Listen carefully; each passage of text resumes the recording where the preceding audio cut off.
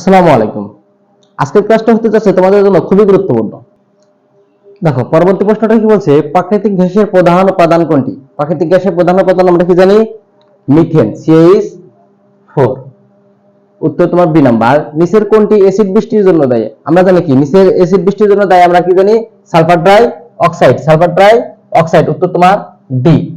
নিচের কোনটি কোয়ান্টাম সংখ্যার সেটটি গ্রহণযোগ্য না? দেখো কোয়ান্টাম সংখ্যার সেট কখন তোমার গ্রহণযোগ্য হবে? কোয়ান্টাম সংখ্যার সেট কখন তোমার গ্রহণযোগ্যতা পাবে? যখন তোমার n এর মান l এর চেয়ে বড় হবে। n এর মান l এর চেয়ে বড় হবে, l এর মান m এর চেয়ে বড় বা সমান হবে। দেখো যখন তোমার n এর মান l এর চেয়ে কি হবে? বড় হবে। আবার l এর মান তোমার l এর চেয়ে বড় বা সমান হবে, বড় বা সমান হবে, কিন্তু ছোট হওয়া যাবে না। l এর মান m এর চেয়ে ছোট হওয়া যাবে না। m এর মান যদি এখানে মাইনাস থাকে তাও কিন্তু, সাপোজ ধরো l এর মান সমান কত আছে? 2 আছে, l এর মান কত আছে? m এর মান -3 আছে, তাও কিন্তু m এর মান তোমার l এর চেয়ে বড়।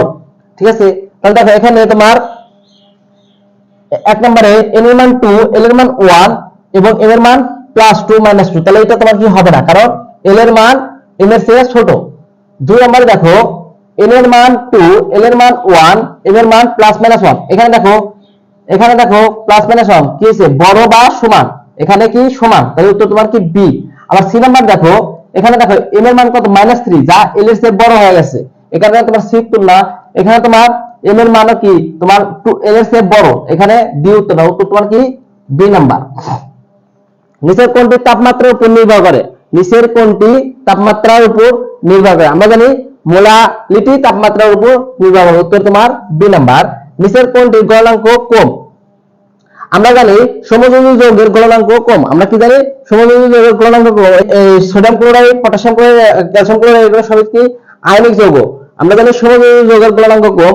এখানে অ্যালুমিনিয়াম ক্লোরাইড তোমার কি আয়নিক সমযোজী যৌগ, তাই উত্তর তোমার বি নাম্বার। নিচের কোনটি প্রোপানোয়িক অ্যাসিড? দেখো প্রোপানোয়িক অ্যাসিড মনে রাখার সহজ উপায় কি? তোমার প্রোপানোয়িক অ্যাসিড মনে রাখার সহজ উপায় তোমার অ্যাসিডের লাস্টে জৈব অ্যাসিড, অ্যাসিডের লাস্টে জৈব অ্যাসিড থাকবে, জৈব অ্যাসিড COOH থাকবে। এখন দেখো তুমি এখানে কোনটার লাস্টে COOH আছে? এখানে নাই, এখানে নাই, এখানে নাই, এই দেখো এখানে আছে CH3 CH2 CH3। তাহলে তোমার প্রোপানোয়িক অ্যাসিড কত? তোমার উত্তর কত? D number, CH3 CH2 COH। Cotton ফাইবারের ডিগ্রি অফ পলিমারাইজেশন কত? কটন ফাইবারের ডিগ্রি অফ পলিমারাইজেশন আমরা জানি কত? 5000। উত্তর এ নাম্বার।